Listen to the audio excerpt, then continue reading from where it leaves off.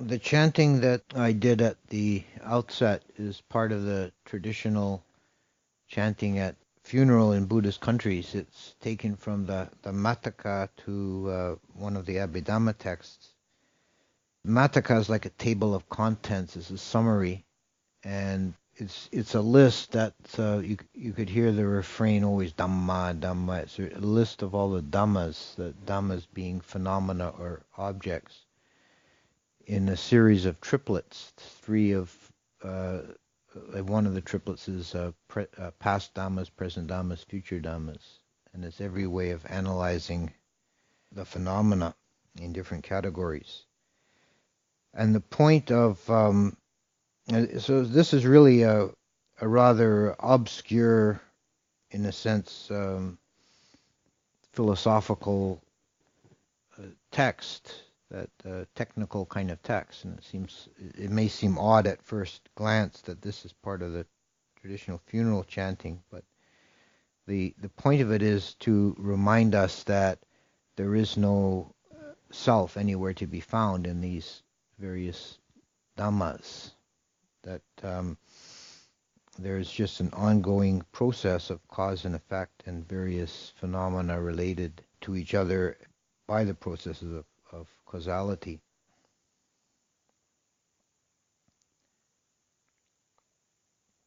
Then we did together this chant, the Anicca Vata Sankhara, and it's in one of the books that this chant is printed. It has the first verse is cited as being for the dead, and the second verse is cited as being for the living.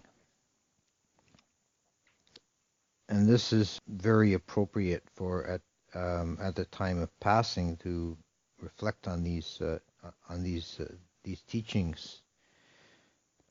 Anicca Vata Sankhara, all conditioned things are impermanent. Anicca is impermanence is one of the three characteristics, and and sankharas are all conditioned phenomena of body and mind. Everything that exists in samsaric becoming is impermanent. Nothing lasts forever. Vata is an emphasis. It's translated here as alas, but it could also be indeed. Anicca Vata Sankhara. All conditioned things are indeed impermanent. Padava yadamino upajitava nirujanti. That which arises is bound to cease. This is one of the basic statements of the teaching. This is something that comes up in a number of contexts. When the Buddha gave his first sermon, the Dhammacakkappavattana Sutta, when he preached the Four Noble Truths, one of the five ascetics who were his audience, Kondanyo, he attained to stream entry during the talk. And immediately after the Buddha was finished speaking, Kondanyo makes this declaration, Upadava yadamino upajitava nirujanti. That which is subject to arising is subject to ceasing. Statement of a universal law. And the fact that is very significant, important, and it's a detail that's easily missed because it's not explicitly stated, but the fact that Kondanyo made this particular utterance at that particular time is critical because it doesn't follow from what the Buddha spoke about.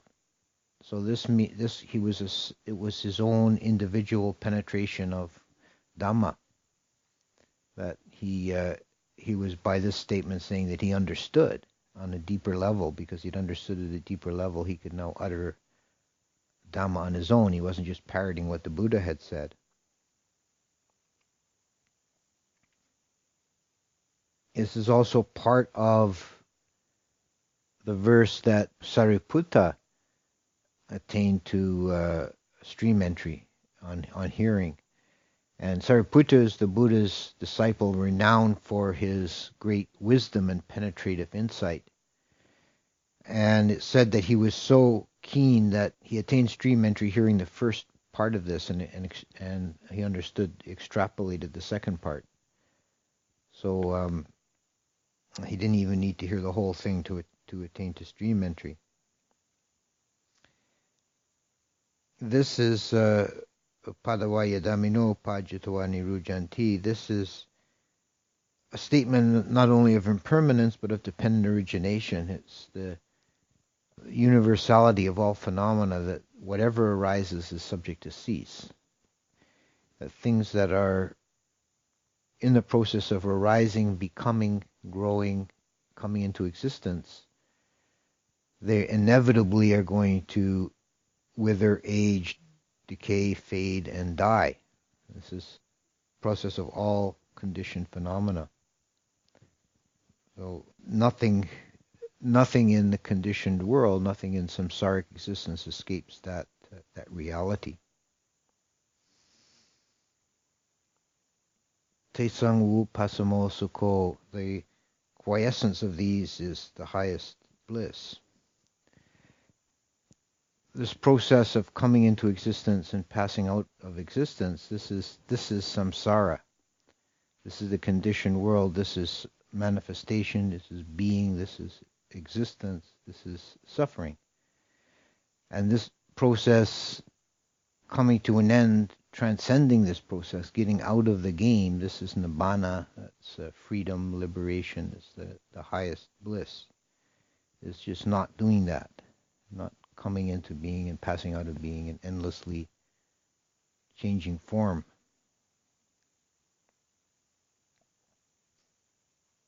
And the second verse is a strong reminder of our own mortality. And this is very traditional at funerals in Buddhist countries, that the sermon that's given is some variation of the theme. They don't talk much about the deceased person and his life, as see in Western funerals often. It's like a eulogy, is speaking about the deceased person. That's not emphasized so much. It's more like pointing to the people that are still around and saying, "You're next. Don't forget. Don't think you got away."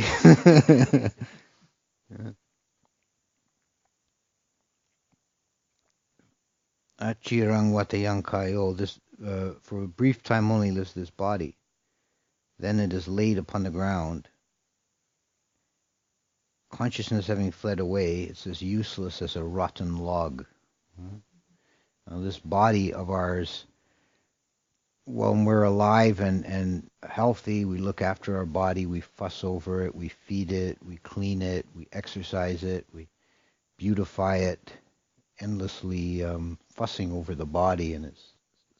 But the reality of the body is only a temporary, transient thing.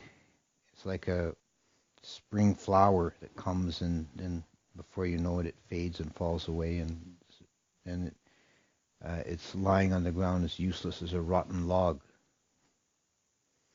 There's a story in one of the texts about the famous courtesan of ancient India, Ampabali, who was sought after, highly sought after. And there were two kings, the king of Magadha and the king of Kosala, were in a bidding war to get her to set up her establishment in their city because she was so famous. It'd bring in all kinds of money, like a tourist attraction, to have her set up. And all the young men of the town, they would pay 100 kahapanas, a small fortune, to spend time with her. And when she died, the Buddha told the king, don't bury the body just yet. Leave it for a couple of weeks, let it get a bit ripe. And then he had the body put in a cart and dragged through the town, and somebody ringing a bell, walking in front, saying, who will give me 100 kahapanas for this body? Who will give me 50? Who will give me 20? And it got down to like, who will give me a penny? Who will give me a farthing for this? Nobody wanted it.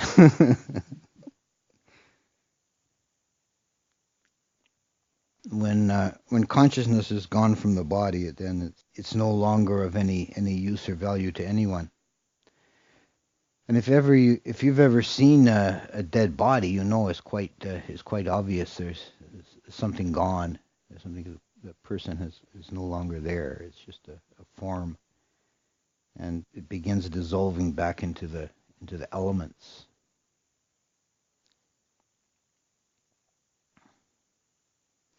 So none of us are going to escape this fact of mortality, that that which is born is subject to death, that which arises is subject to cessation. And death is certain, but everything about it is uncertain. We don't know when it's going to come. We don't know how. We don't know where we're going after. It's all quite unknown. If you're young, you might think you've got decades left. You don't have to worry about it, but you never know what's going to happen tomorrow. You could easily die by accident or catch a disease very quickly. There's no certainty of anything. The Buddha was giving a talk on impermanence one time, and he asked the bhikkhus, how do you contemplate impermanence? And one of them said, every morning when I get up, I think this may be my last day on earth. I should work very hard today with my practice. And the Buddha said, no, you're a long way from understanding it. And he said, so ask someone else, and he said, well, when I sit down to meditate, I think this may be my last chance to meditate. I better do it well. And the Buddha said, well, that's a little bit better, but you're still off. And then he asked the third one, and he said, when I take an in-breath, I think I may not live to breathe out again. When I breathe out, I think I may not live to breathe in again. The Buddha said, you've got it. That's the attitude to have, that all you've got for sure is this present moment. The process of death itself is a cessation of this continuity. That's the five khandhas we talked about in a recent Dhamma talk are dissolved. The aggregates are no longer functioning. The body is inert because consciousness is no longer arising associated with the body.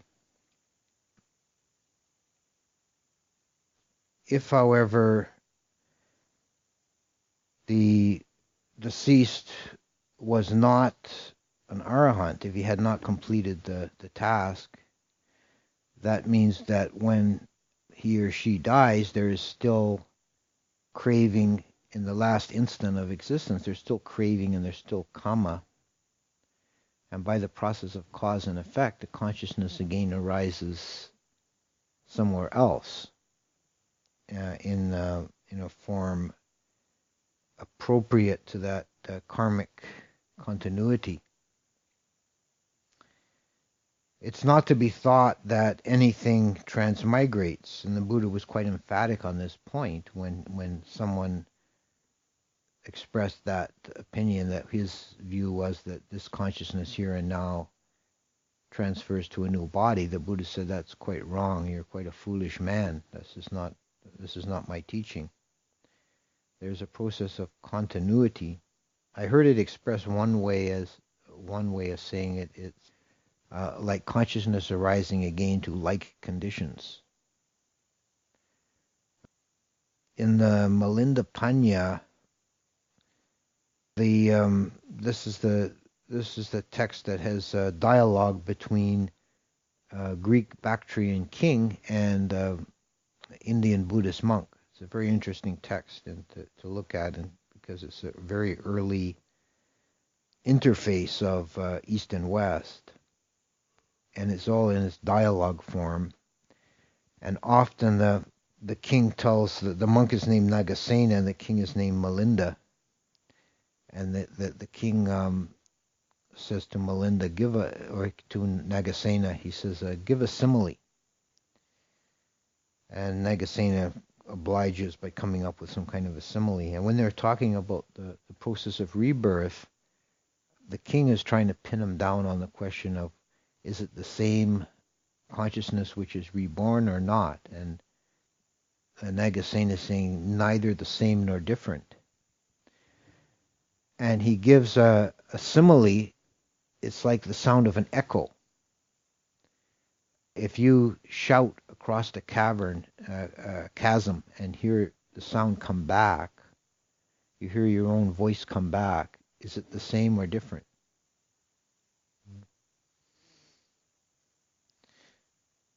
The first time I encountered that text, I was living in a place near, my cabin was above a river, and there was like a cliff on the far side of the river. And I read this text at night by candlelight, and it struck me as powerful. And I walked down by the moonlight to the river, and I yelled my name across the river, and heard it coming back, and it sent shivers up my spine, thinking about it. Well, is it the same or different? So our continued existence in this samsara is an endless wandering on. The Buddha said that it's enough to, if you contemplate the number of skulls you've left behind, it makes a pile bigger than the Himalaya mountains. And it should be enough, contemplating that, to cause you to grow disenchanted, disillusioned, and disengaged with the process of samsara. And he said, enough. Have you not filled up the cemeteries enough? So you can think of all this endless stream of past lives as echoes, echoes across the canyon.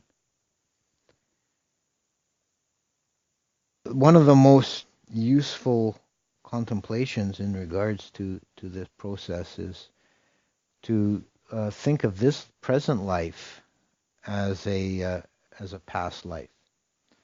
What kind of a legacy are you leaving for future becoming when you arise again in future times? What kind of a ground are you plowing? What kind of seeds are you planting for your next existence? Every action we do with body, speech, and mind has results. It bears fruit in future times, in this life or in future lives. And we carry on in existence in different forms, and unless there's a break with that, unless one realizes the unconditioned, the process is endless, and it's within its own context, it's quite pointless. And there's a natural, if there isn't an effort at spiritual development, there's a natural progress of rising and falling. You know, I think this came up recently in one of our other talks, that if a being is born, has good karma, and is born into a very fortunate circumstances, into the nobility or the wealthy in the human world, or into the even more refined levels of the Dewa world, the tendency of such a being then is to rest on their laurels, enjoy the sense pleasures that are available, and not do any meritorious deeds. This is called living off your capital. You're experiencing joy and pleasure from past karma, but you're not making any future karma, beneficial karma for the future. And if a person isn't wise, that's just a natural way that they behave. And then if you take a lower rebirth, if you're born into some struggle or difficult circumstances, there's often a tendency then to want to do good and try and get yourself, improve yourself, and work your way out. So you make some good karma and start rising up again.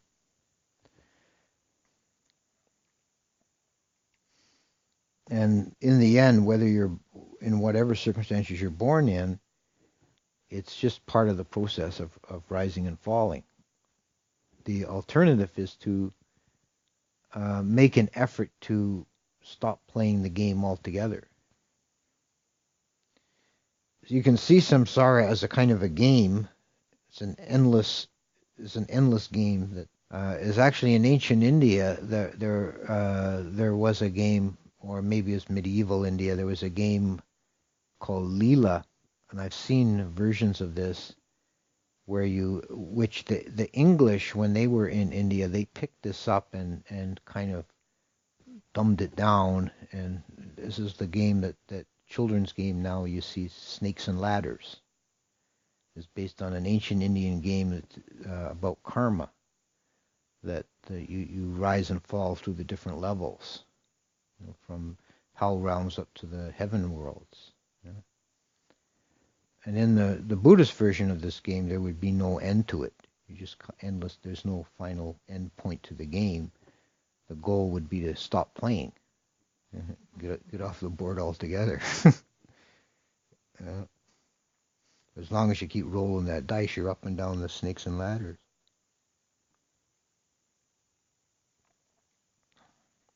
And in this endless cycling, though, there are fortunate circumstances that can occur at rare intervals.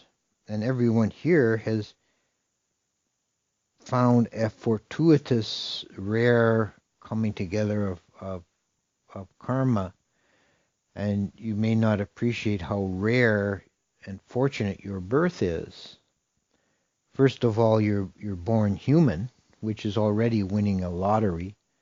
When you consider the number of beings in the universe is so vast, and you don't have to even consider the invisible beings. You just think of the insects and bugs and worms on this planet. The huge swarms of ants and mosquitoes and microscopic animals that exist. The number of humans is tiny compared to that. We tend to take it for granted, the human birth, because probably you're human and probably most of the people you know are human, so you kind of assume it's sort of a normal thing, but it's actually, in the big picture, it's quite rare. Then to be born human with your wits and faculties, and with the time and ability to practice the Dhamma, and be in the circumstance to hear the Dhamma, and to be born into an age when the Buddha's teaching is existent. I was just looking at a text talking about the different cycles of the world, in which the kappas, the ages of the world in which a Buddha arises, and there are kappas which is the whole cycle from creation to destruction of the world. There are whole kappas when no Buddha arises, and they're called empty aeons, and there's no teaching, and it's beings are just wandering in the dark. And there's a kind of a cosmic history of the last 100,000 kappas. And of those 100,000 kappas, there were only 7 in which a Buddha appeared. So that's already how rare a Buddha is. And we're living in a period of time in which the teachings of the last Buddha, Gautama Buddha, are still remembered. And we still have the record of his discourses. And that's impermanent too. That won't last. There'll come a time when his teachings are quite forgotten.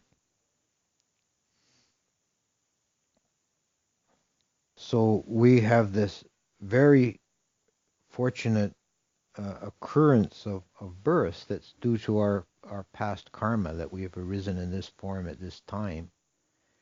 And it's like a little window of opportunity, a rare chance. If you blow it this time around, you don't know when you're going to get the next chance.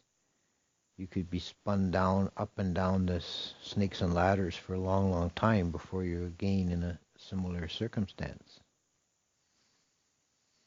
And when we see people close to us and people we know die, we are reminded forcibly that of the precariousness of this situation on this our existence on this planet, that we're just here for a brief time. It's said that all human relationships are like strangers passing glances in the marketplace. They're just briefly passing each other by, and our life is like a flicker, and we just come and go.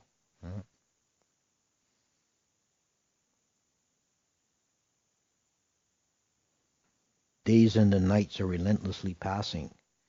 How well are you spending your time? So with those cheerful thoughts, I think we'll